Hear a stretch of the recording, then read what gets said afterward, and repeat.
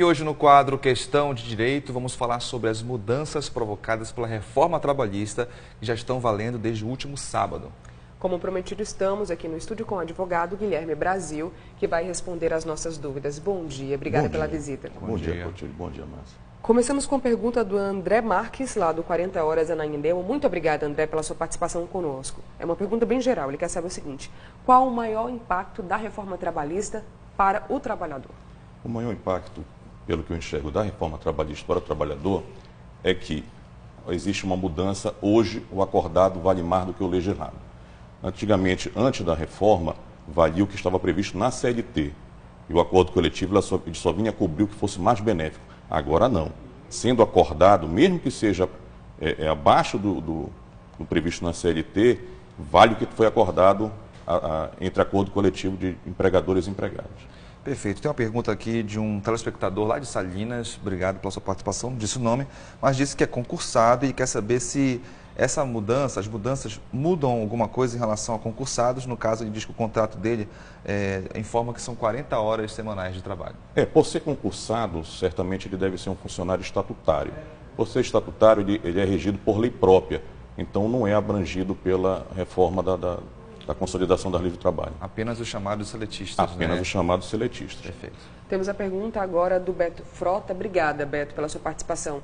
Na reforma trabalhista, ele quer saber o seguinte: como fica a questão do pagamento da ação caso o trabalhador perca a ação? E ele também quer saber o seguinte: como evitar advogados mal intencionados que, mesmo sabendo que a causa é perdida, induzem o trabalhador a entrar com a ação? Excelente pergunta. A reforma trabalhista trouxe a possibilidade do empregado, se derrotado na ação, pagar honorários advocatícios, a parte contrária, e as custas processuais. Antigamente não, o funcionário era isento, o empregado era isento. Hoje não, ele corre esse risco. Então a sugestão que eu dou a ele é que escolha muito bem o profissional que ele vai entrar na justiça. Muito bem. Tem uma outra pergunta aqui de uma telespectadora que não disse o nome, mas ela quer saber a respeito das férias. Ela tem como opção tirar todos os 30 dias ou pode parcelar conforme essa nova legislação? As férias têm uma novidade. Ela pode hoje ser parcelada em até 3 vezes, né? Sendo que um dos períodos tem que ter no mínimo 14 dias e os demais tem que ter no mínimo 5 dias. A gente tem uma pergunta agora para um telespectador que não se identificou, mas você vai saber quem é, então obrigada pela participação. Ele diz que trabalha de vigia à noite, de carteira assinada, um dia sim, um dia não. Ou seja, 15 dias por mês. Ele quer saber o seguinte: que com a nova regra, ele vai receber o salário integral ou não? Ele trabalha 15 dias por mês, resumindo. Ele saindo do contrato de trabalho parcial, que são 30 horas semanais, hoje, antigamente eram 25 horas, ele deve receber sim um salário integral da categoria. Tem que observar inclusive o acordo coletivo. Como dito anteriormente, hoje vale o acordado em cima do legislado.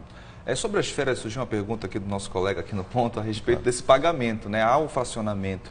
Esse pagamento é feito em que situação? No início, no primeiro fracionamento, no último? Como é que funciona? Na concessão do primeiro período. Perfeito. Uma outra pergunta aqui de um telespectador. Ele disse que trabalha em um condomínio aqui de Belém, onde o síndico já informou que vai suspender o pagamento do descanso semanal remunerado. Ele informa que o trabalho lá numa escala de 12,36, né? 12 de folga, 12 trabalhados e 36 de folga. Ele quer saber se essa mudança tem algum respaldo legal dentro das mudanças aprovadas. Só se estiver previsto em acordo coletivo. Não tem respaldo se o empregador simplesmente alterar isso de forma unilateral. Isso tem que estar previsto em convenção coletiva. Aliás, é importante refrisar, né? Como é que funciona essa questão do acordo entre o empregado e o empregador? Como é que funciona? Bom, você tem um acordo coletivo, que é aquele firmado entre os empregados e o sindicato os empregados de determinada empresa, o sindicato da categoria, e a convenção coletiva, que é firmada entre sindicatos. Então, hoje, essa normatividade coletiva, ela ganhou força. Essa força, como eu disse anteriormente, ela vai prevalecer inclusive em questões previstas na CLT. Lógico, esse acordo não poderá suprimir direitos garantidos, como pagamento de férias, de salário, de 13º, pagamento previdenciário, entre outros. Mas, em determinados assuntos específicos da categoria, ele pode suprimir sim. Então, bastante atenção aos acordos coletivos. A gente tem agora a pergunta do Arnaldo de Abaetetuba. Obrigada, Arnaldo, pela sua participação. Ele quer saber se a nova lei muda alguma coisa para os trabalhadores antigos. Acho que quem está perto, por exemplo, de se aposentar. Muda. Altera sim. O mesmo contrato de trabalho tendo sido anterior, essa nova lei vem alterar o regime sim. Estamos num feriado, né, proclamação da República. Existe alguma mudança em relação ao feriado, pagamento ou folga? Não, o feriado ele manteve da mesma forma. É só, como eu volto a frisar, tem que observar o acordo coletivo de cada categoria. Vou fazer uma pergunta mais generalizada. A reforma trabalhista, ela está sendo melhor para o empregado ou para o empregador? Olha, Clotilde, são duas correntes. Existem as correntes dos empregadores, prevêem que vão abrir formas de contratação, vão diminuir a quantidade de funcionários, de empregados e desempregados. Em contrapartida, nós temos do outro lado os empregados, os sindicatos, alegando que está ocorrendo uma perda de direitos. Por uma série de medidas, uma série de novas regras previstas nessa nova reforma.